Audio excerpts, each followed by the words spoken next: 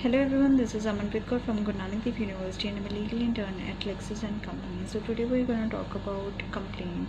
So first of all, it is important to note that the Code of Criminal Procedure defines the term complaint, and it is defined as an allegation made orally on or in writing to a magistrate. It's done with a view to his taking action under this code that some person, whether known or unknown, has committed an offense but does not include a police report.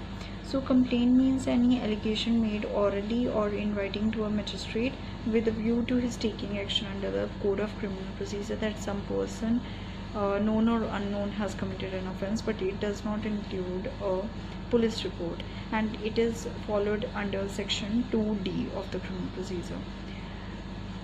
Then comes that to constitute a complaint there must be an allegation made with a view to the recipient taking action under the code. So it must be charged some person with a particular offense. A mere presentation of petition to a magistrate to enable him to take administrative action is not a complaint within the terms of the definition. It must be presented to him with a view to his taking action under the criminal procedure code.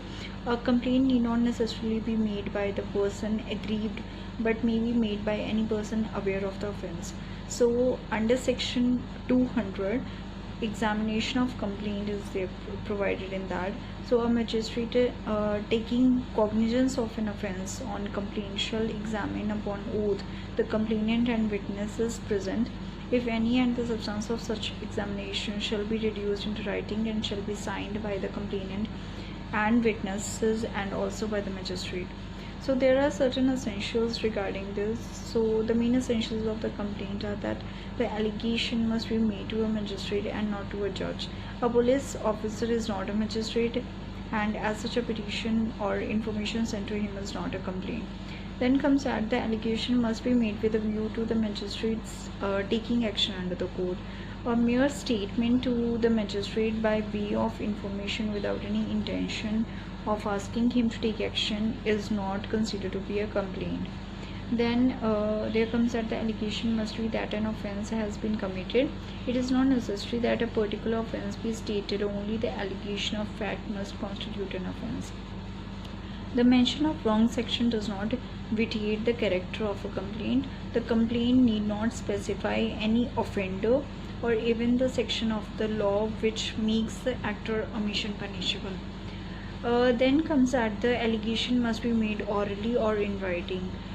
It need not set out all the facts on which the accused is to be charged, but must contain a statement of true facts relied on as constituting the offence in ordinary and concise language, admitting of no ambiguity. So it must be free from any kind of ambiguity, and it must be clear.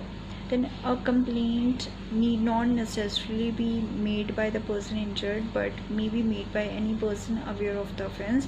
In case of the defiance of general law, any person, whether he has suffered any particular injury or not, has a right to complain. The court will therefore take cognizance of the above complaint. Then comes that the criminal complaint is of two types. One is the FIR, that is the first information report, and the second is the private complaint. A complaint which is to be given to a magistrate either orally or in writing, whereas the first information report is lodged at the police station nearby the place of commission of the crime. So then comes dismissal of complaint. So under section 203 of CRPC, it authorizes a magistrate to take cognizance on the complaint by the complainant to build an opinion regarding the sufficiency of grounds to continue with the proceeding of the case.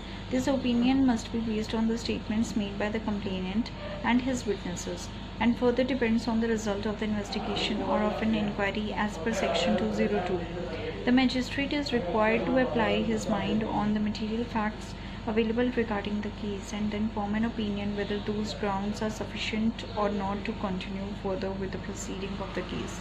So this was all about complaint. We have an overview of it.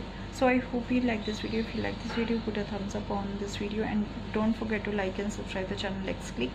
This does not solicit any promotion or advertisement as per the guidelines of the Bar Council of India. It is for education purpose only. Thank you.